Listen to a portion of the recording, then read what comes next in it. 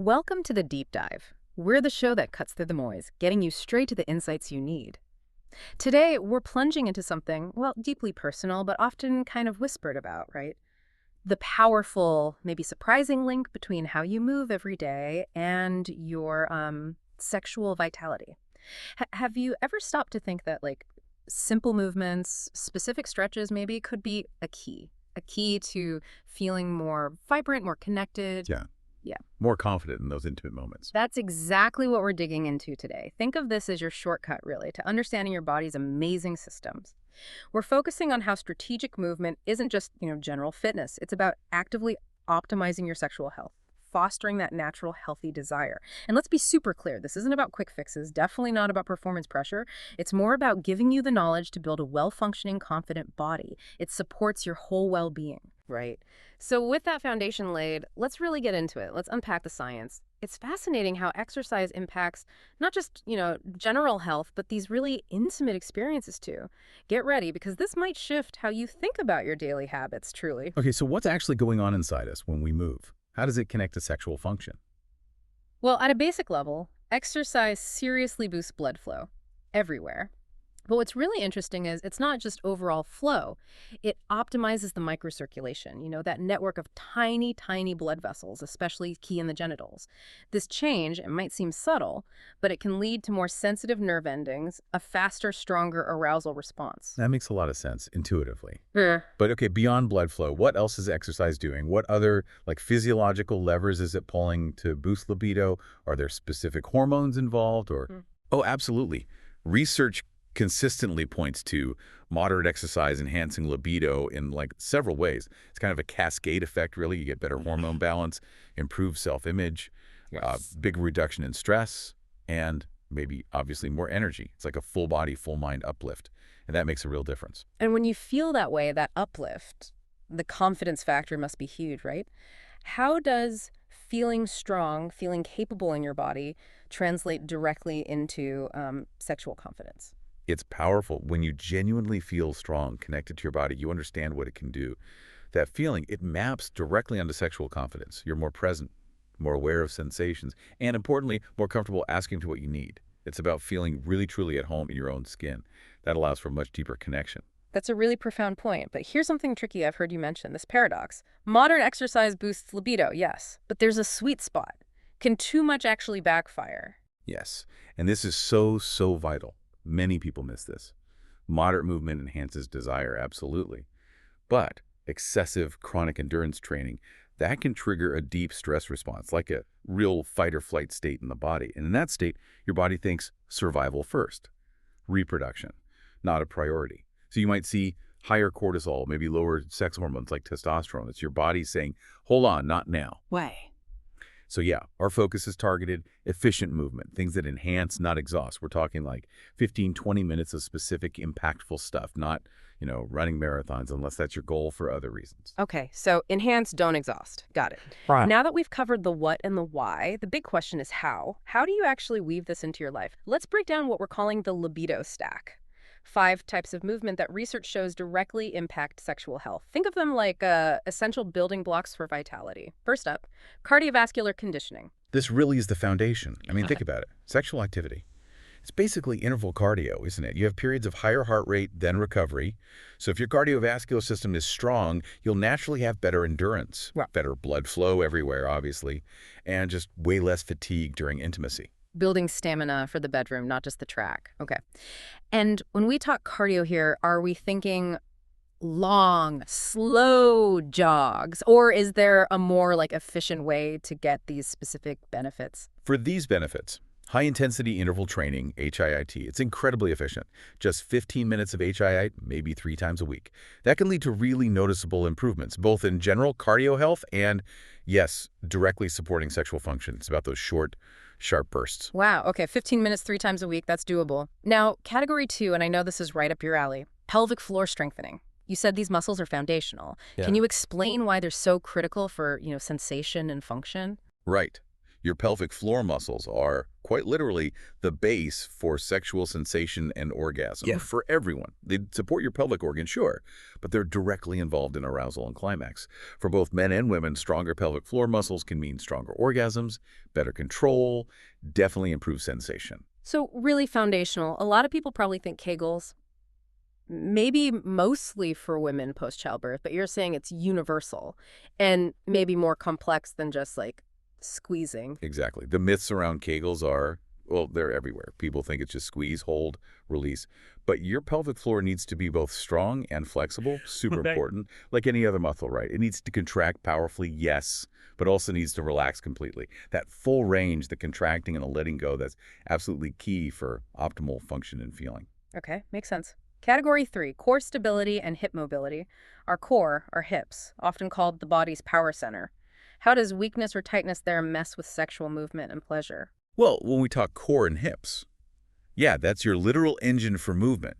If your hips are weak, if your core muscles are tight, it can seriously limit your range of motion during sex, and that can directly reduce pleasure.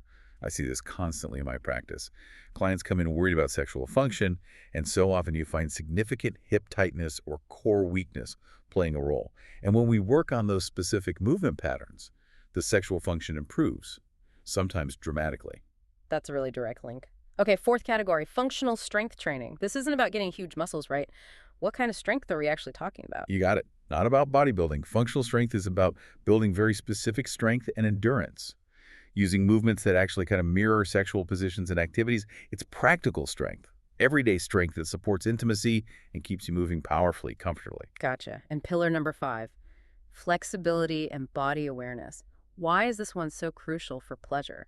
Well, sexual pleasure is so much about being present in your body, right? Feeling sensations, moving fluidly.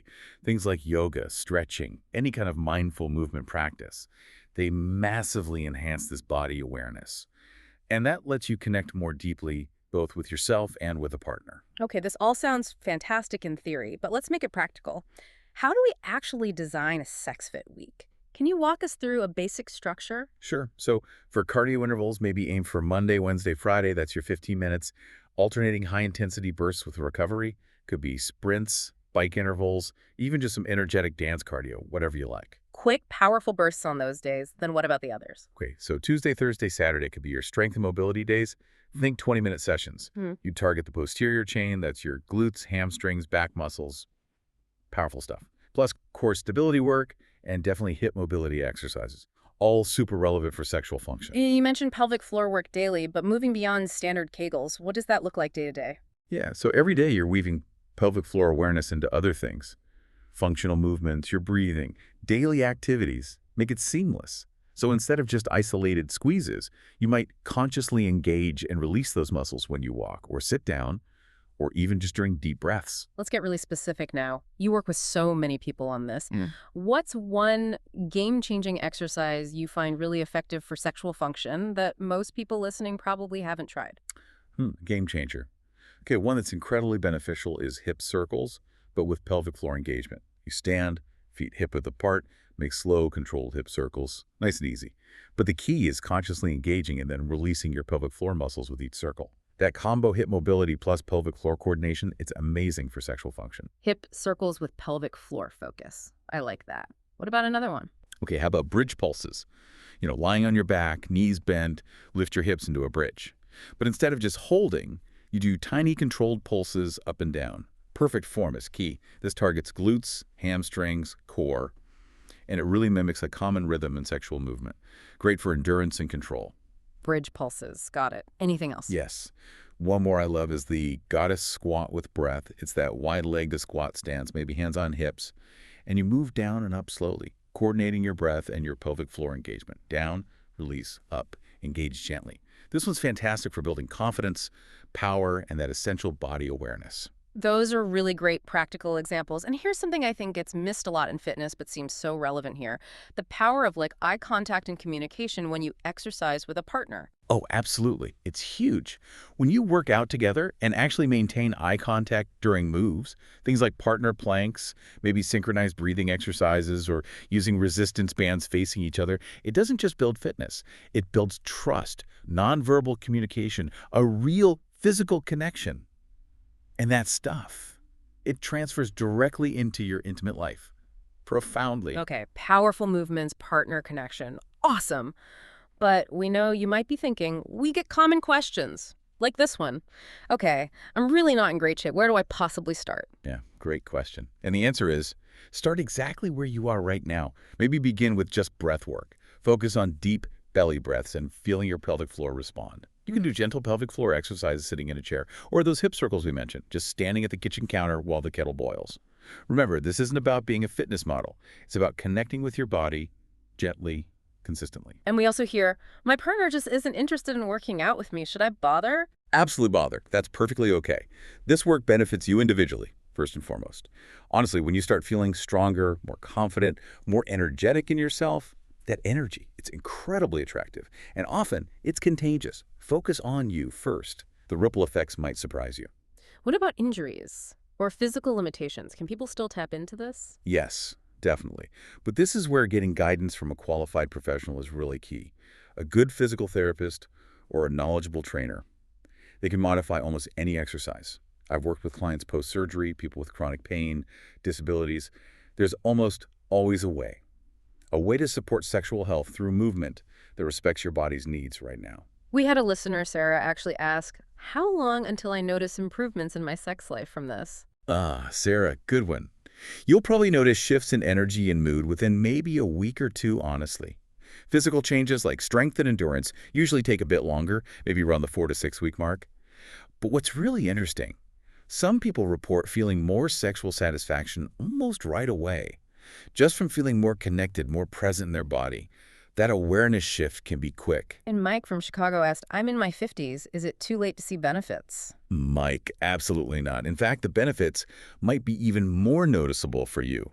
As we age, things like maintaining muscle mass, bone density, good cardiovascular health, hormonal balance, they become increasingly vital for sexual function. And these exercises, they directly support all of that. Yep. It is never, ever too late to enhance your vitality. You know, I can actually chime in here personally for a second. A few years back, my cardio was decent, but my hip mobility was awful. Weak glutes from sitting too much. My back constantly hurt. And honestly, it was hitting my confidence, my energy, all areas, including intimacy. Yeah. What changed for you? I started doing exactly these kinds of exercises we're talking about. Targeted hip work, glute bridges, core stability. And within about 6 weeks, not only did the back pain go away, but I just felt more powerful, more grounded, more present in my body. And yes, that absolutely translated to better intimate experiences. It really is about becoming like the most vibrant version of yourself. That's a perfect illustration. When you move well, you feel well. It ripples out everywhere, which brings up a really important point. Beyond the physical, what about the mental side? Desire isn't just mechanics, right? It's deeply psychological.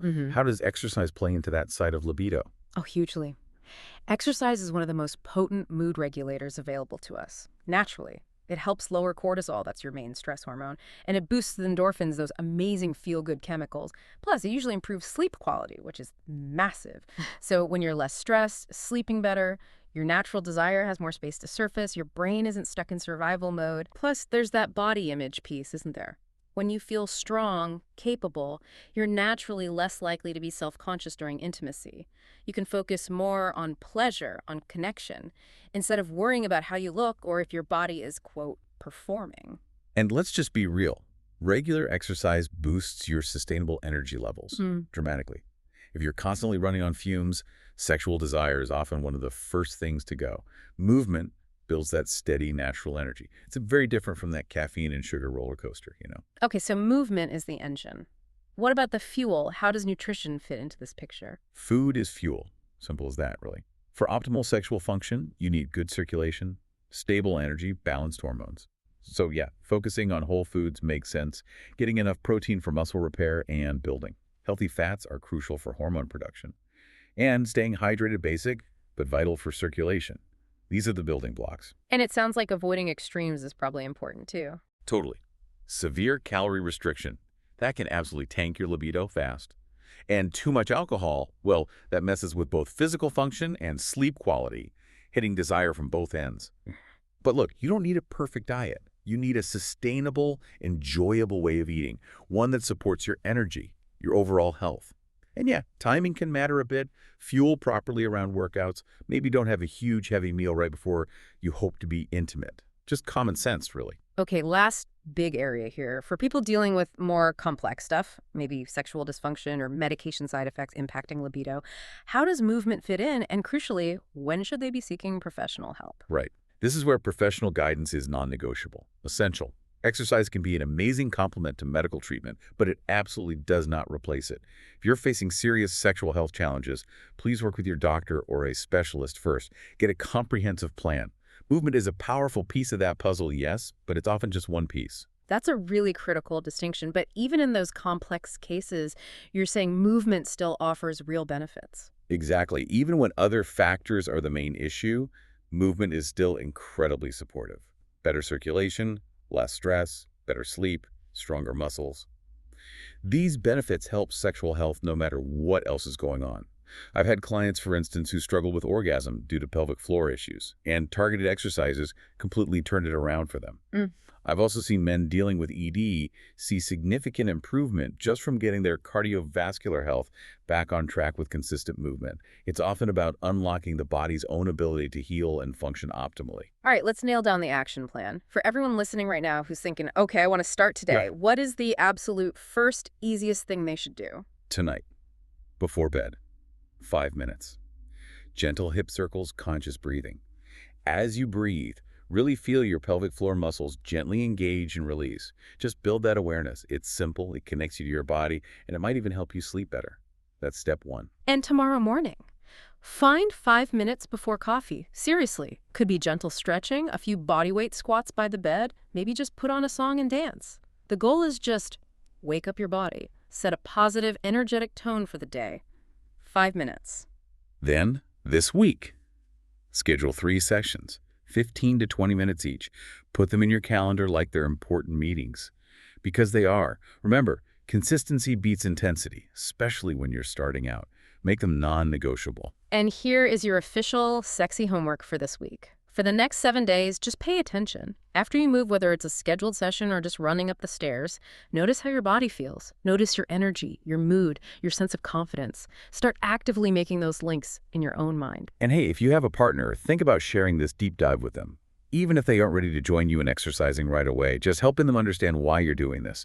That you're investing in your own health, your vitality, that understanding itself builds connection and support. It benefits you both. So how do we keep this going? Long term. This isn't just a 30-day thing, right? This is a lifestyle. Key thing, Yeah. make it enjoyable. If you hate running, please don't run. If you love dancing, dance. Find movement you actually like. The best exercise is the one you'll stick with. Also, mix it up. Vary your routine. Your body adapts, yes, but also boredom is a motivation killer. Keep challenging yourself gently. New movements, different music, try a class, keep it fresh. And celebrate the small wins, yeah. Notice when you have more energy. Acknowledge when you feel stronger. Pat yourself on the back when you realize you're standing taller. Those little victories add up. They keep you going. And maybe most importantly, be patient. Please be patient with yourself. Sexual health is complex. It's incredibly individual. What works wonders for one person might be different for you. That's okay. Remember, this whole thing is about addition. Adding movement, adding energy, adding vitality. It's not about taking away pleasure or piling on pressure.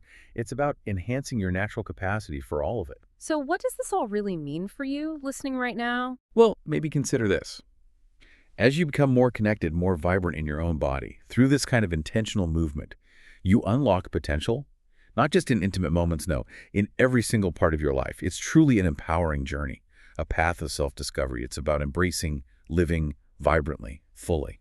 Next week, we are diving deep into the stress-sex connection, how chronic stress really can sabotage libido, and importantly, what you can actually do about it. We'll also share some amazing listener success stories, so definitely tune in for that. Until then, Move your body. Mm. Honor your desires. And remember, your sexual health. It's a vital, integrated part of your overall wellness. You absolutely deserve to feel vibrant and alive in every single aspect of your life.